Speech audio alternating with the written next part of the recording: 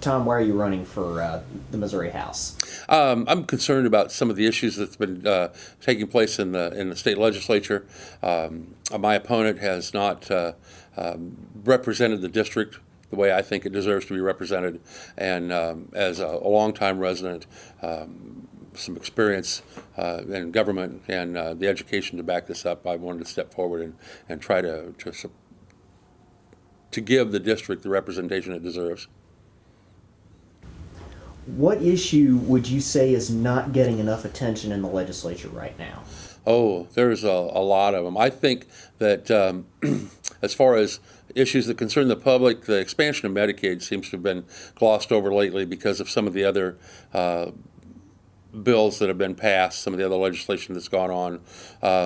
The underfunding of public education, even though they keep adding more money to the public education budget, it is still at current several $million behind what the institutions request. Both of those, and I think one subject that is severely overlooked is the question of ethics. Missouri is the only state in the union that has no limit on contributions or gifts to legislators, and the current legislature, many of the current legislators are taking full advantage of this. How should the state approach taxes and tax credits? Well, taxes and tax credits are, we need to levy enough taxes in order to perform the duties that are assigned the state. We have to supply roads. We have police and fire protection. All the different state and county services all go through the tax system.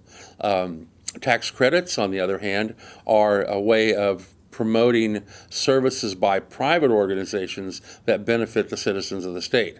And in most cases, those are working very well. I think we need to look strongly at how we can supplement those, make them work even better, provide opportunities for businesses to utilize the tax credit that provides services for our citizens. How should the state approach education? Education needs to be funded to its fullest extent. For several years, the state legislature has failed to fully fund the foundation formula. Even though they revised the foundation formula back in 2005, they still haven't funded it to the extent that it was set up to do. If we're not going to fund it to that level, then let's revise the foundation formula, make a determination on how we can come closer to getting education the money it needs to provide services for all of our students. If elected, what would be your top 3 priorities? I have 3 areas that I like to talk about. One is education. I think a well-educated student body will provide the economic incentive we need. If we can provide a well-educated workforce, jobs will come. We will have manufacturing, we will have industries that are looking for states that have well-educated students. That's what we need to do. Public education is a high priority on my list.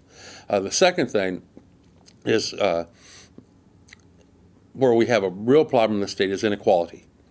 And not just racial or gender, but in many ways. We have inequalities that we must address. Healthcare inequality, gender inequality, why Missouri's women make 75, 80 cents on the dollar compared to men for performing the same jobs. This is inequality. Healthcare inequality. Because the state legislature has not expanded Medicaid, many of the poorest are unable to get health care simply because the current state legislature's majority is playing political games with the lives of our citizens. And third, the most important thing is ethics. We have lost the respect of the citizens because our state legislature has repeatedly done unethical things. And those are the things that cause them to lose the respect of the citizens.